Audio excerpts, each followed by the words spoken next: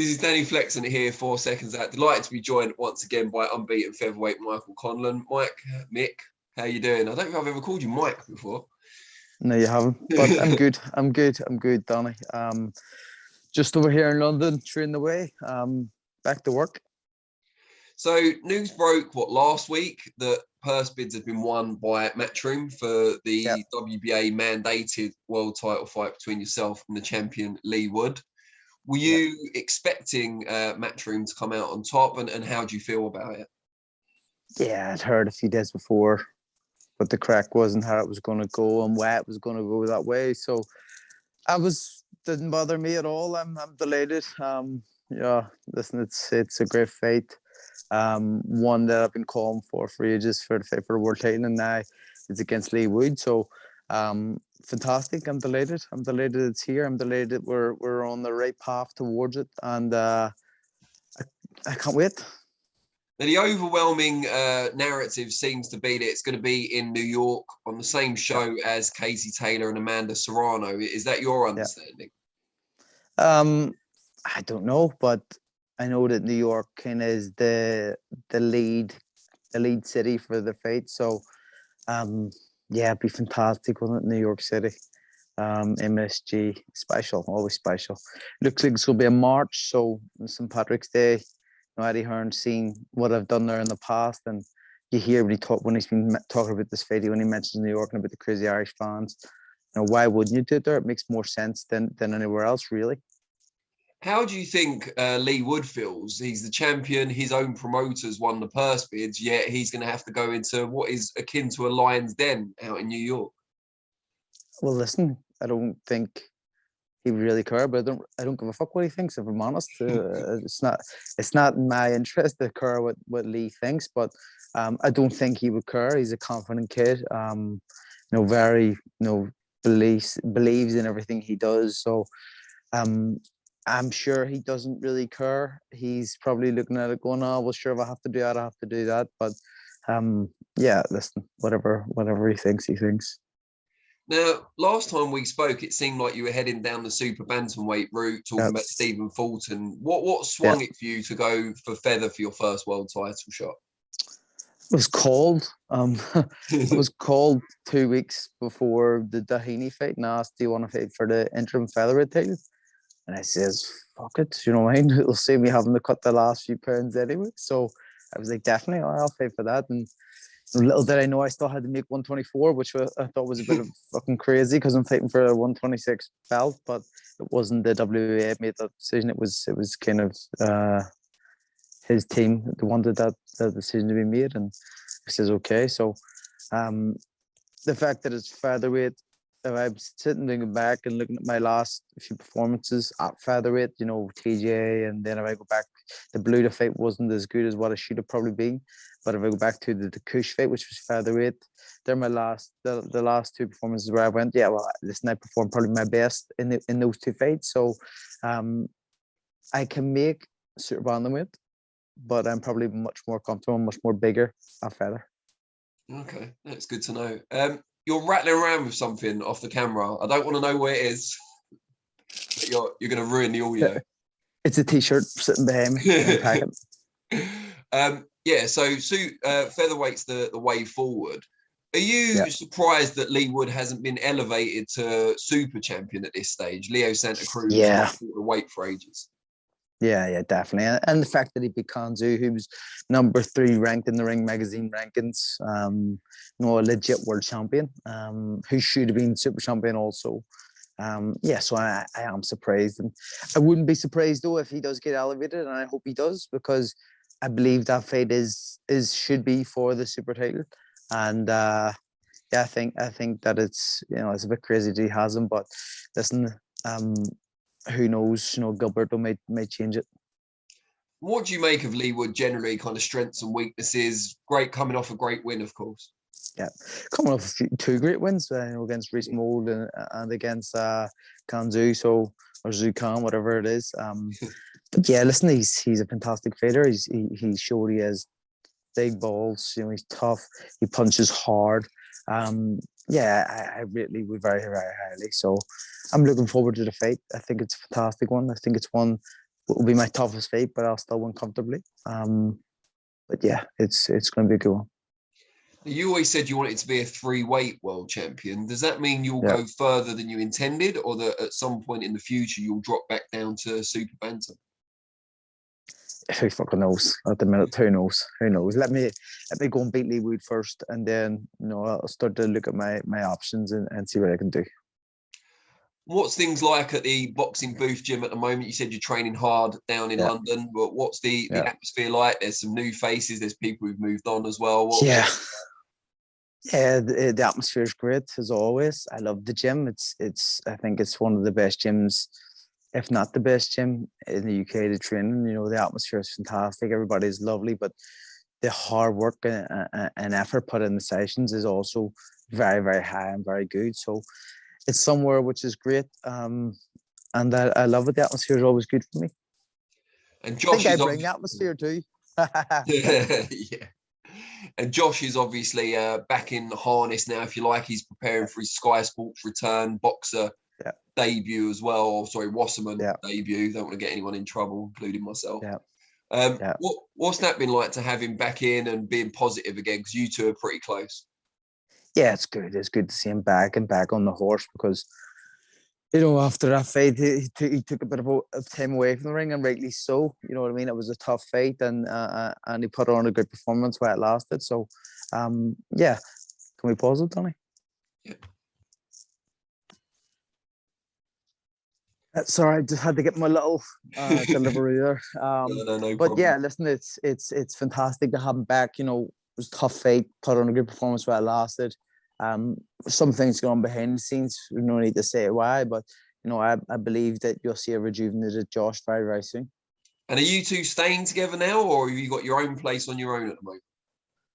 I'm in the apartment here, and I have another fella here, and then I have Arn from Geordie Shore here as well. So we're all flatmates now. So it's going well. It's going well. Josh hasn't come back down yet, but I'm sure he'll be back. Good stuff. And you recently started your promotional venture, of course, with your brother. How pleased were you with how it turned out? Fantastic. I thought the show on Friday night was a cracker. Some brilliant fights, but had a bit of everything, and almost an upset and everything with young Kane Lewis. But there was drama, there was knockouts, there was people coming back like Sean Combs stuff against like Ronnie Clark after Sean's loss, and proving that he's still got it, he's still there. So it was a great night of boxing, very, very entertaining. I think the fans loved it. We loved it. I love being a part of it. And listen, I gotta give props to my brother, because he does all the hard work. I sit there and try to look good. But yeah, it was great. I really enjoyed it. Well, I was going to ask, what specifically is your role in the promotional side? Yeah, listen, well, I help scout out talent. I help be involved in getting the shows organized and things organized with him. And that was the first one I actually was more involved in. Setting things up, getting places and people organized, putting people there, here, there, and everywhere, and bringing fighters in. But my main role is probably the financial side of it. So I see the shit side of boxing, having the payout. But it was very, very good and a great experience. I don't know how. I done one full day where I was locked in. I was at the weigh, and I was doing everything, setting things up, doing this here, and I was knackered by the end of the evening. So I don't know how he done the whole fail show by himself. So it was very, very good. See, now you've said that, you'll have people like Eddie Hearn saying, "See, it's the promoters that do all the hard work. Fighters have got the easy job." I tell you what, though. It is hard. So it actually gave me a newfound respect for the likes of Eddie and stuff, because he's a grafter, and you see how much he does and where he goes and everywhere he's at. So he's on it 100%, and that's tough. I obviously as well, I got a juggle training in between it as well, so it's a bit different, but it's tough. It's tough, and yeah, I have respect for the guys who do it. Plus, we're managing fighters too, so it's another element to it. What's the plan for it going forward, the whole entity? Are you going to put on more shows more often? Are you looking to get on bigger platforms? What's the plan? Yeah, we're going to put on several shows throughout, the next 12 months, and see where we go from there. But also, we're going to be signing fighters, and you know, Wednesday we'll have our first signing, the Conlan boxing. Former Olympian, 2021 Olympian, coming through from Ireland. So yeah, I think it's going to be an exciting signing. And then we may have another one very soon after that. But yeah, we have plans. Not mainly just the more management side than promoting, but obviously in Belfast we can do our own shows because Belfast is a small place, and it needs a promoter kind of, and we can fill that gap and be that guy. But I think that looking out further, we want to work with more fighters, and whether they're with our promotional setup or a different promotional setup, it doesn't really matter. Now, if I don't put this video out until Wednesday, can you tell me who the signing is? Yeah, if you don't put it out to Wednesday. Yeah, go for it. And tell us what you saw in them as well.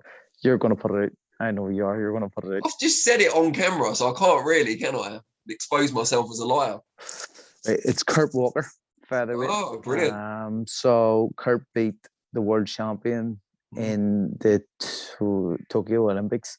In my opinion, he was fucking robbed for a medal against the Yank, who by the cards, he won 2 rounds on the cards, but the overall scoring, because he lost the first round 5-0 and won the second round and the last round on splits, he lost the fight. How the fuck does that work? I do not understand, but he should be a medalist, and obviously he's beat the likes of Peter McGrail and stuff in the European final and EU final, and a very, very talented fighter. Will take a little bit of time to develop into kind of pro style, but someone I believe could do big things. Mick Conlan complaining about Olympic scoring. People, don't adjust your sets. It is 2021. This is new content. Yeah. But in all seriousness, what set Kurt apart for you? What made him someone you wanted to make your landmark signing since the first one? Yeah, I think the fact that he's an Olympian, the fact that he's European champion, his credentials in the amateur game are about the highest of the current team. You know what I mean? Who are at the Olympics, bar the girls. So, yeah, I think the Kurt's a fantastic fighter. Has so much ability, so much talent. Can do a bit of everything. Also, a bit like myself at times. But just needs a little bit more development as a professional before we start shooting from the rooftops. But someone I believe can go all the way. And are you already talking to people on his behalf, whether it's promoters, broadcasters? Yep. Yeah, we are. We've already inked a deal with someone, so or we're about to ink a deal with someone, and yeah, that'll be an interesting. That's big too. That's massive, but I can't announce that yet. That's not for Wednesday. It must be really good for you to have all the connections you've made throughout your career so far on the promotional broadcast side, because now you're bringing the next generation through. You've got so many go-tos. Yeah, that's the thing. Boxing is all about relationships, really. No matter what side you're in, your side and all accounts, it's relationships with fighters and promoters that get into the shows, work things. It's the same in the promotional and the management side of the game. You gotta have good relationship with these guys, and kind of know everyone really, and be on a kind of good side of everybody in a sense. But yeah, listen, working with the likes of Top Rank, being around the likes of Eddie and Matchroom, and and then working on BT and fighting on BT and working with Frank and stuff. It's all been good. I've never been someone who just went go fuck yourself to any of these guys, because I actually like them. I get on with them. But then also because I was with Top Rank, I've been around the best matchmakers in the game, like Bruce Trampler and Brad Goodman, who are 2 of the best in the game and have been for many years. And they when I was around them and stuff at the shows and all, and they would tell me how they match guys like the Cerdella or your Mayweathers and stuff. And it was really interesting to hear the way they say things and the way they work things. And even the likes of like Crawford and stuff, like when they put Crawford in with Hank Lundy, they put him in with Hank Lundy because Crawford hadn't faced someone who talked shit, so they knew that Lundy would talk enough shit, and they wanted to see how he'd react to that. And obviously and he took him out. So all little things like this here, you learn along the way. And I've only been in the game, with the pro game, kind of 5 years now, I think. But I've been around it since I was a kid with my brother, and obviously training in the likes of John Breen's gym and watching the McGee and stuff when I was growing up. So I know an awful lot of stuff, which, it would take time to learn if I would already come into it. But, I've learned along the way, and these little things, I think, will stand us in good stead. Do you see this being kind of your main job and your main source of income when you finish your active career? Yeah, possibly. I hope so. I hope it's. I don't want this to be a flash in the pan. I want this to be, a thing that carries on through generations in my family. I wanted to go big. I really do. I really want to put my whole effort into it. And once I'm done, I'll have more focus on it. But at the minute, I'm happy to leave my brother at the forefront, who I think is fantastic. Obviously all them years when he was away working with the likes of MTK and stuff, he was picking up so much information, so much knowledge along the way, and creating relationships around the world with all these top guys. And, I think now was the right time to do it for us to kind of build our own legacy and our own kind of journey and a bit of history in Belfast, and, set ourselves up in Belfast to be the guys who you want to sing with. You sing with the guys in Ireland who you want to sing with, you be with, even in the UK if possible. We want to do big, we want to go far. How helpful is it that you've both fought at a very high level in terms of then empathizing with the fighters that you want to sign? So this is the good thing about it, like in terms of like the financial way in boxing. See, I've seen the fucking top end when you turn over to professionals, where Jamie's seen the bottom end. Yeah. So we have a good understanding of value and stuff with fighters, and how you would market them, and what they should be getting or what they shouldn't be getting. Every fighter, in my opinion, should be getting fucking loads of money because how much effort and time it takes in. But that's not the case as always, and that's not how promoters and stuff see it. So, I think it's good that we both have been at opposite ends of the pedestal, and yeah, it's interesting, and when I look at Jamie said, and I've seen some of the earnings he was getting when he was fighting, I don't think I would have ever boxed, but because I've come in at this end, now I probably say that, you know what I mean? So, yeah, it's great that we've both been, around the game for a long time, reaching high levels in the game, but also seeing the both sides of the game. If you could go back and start it all over again, what one thing would you change? I would have asked for more money. You probably have got it as well. Fucking right on it. Never mind. Yeah, no. Still got plenty of money making years ahead of you. Yeah. It's fine. Yeah. Great stuff, mate. Always appreciated. Can't wait for the fight, and we'll have to catch up again when there's a date in the books. Yes, Danny. I'll see you in New York.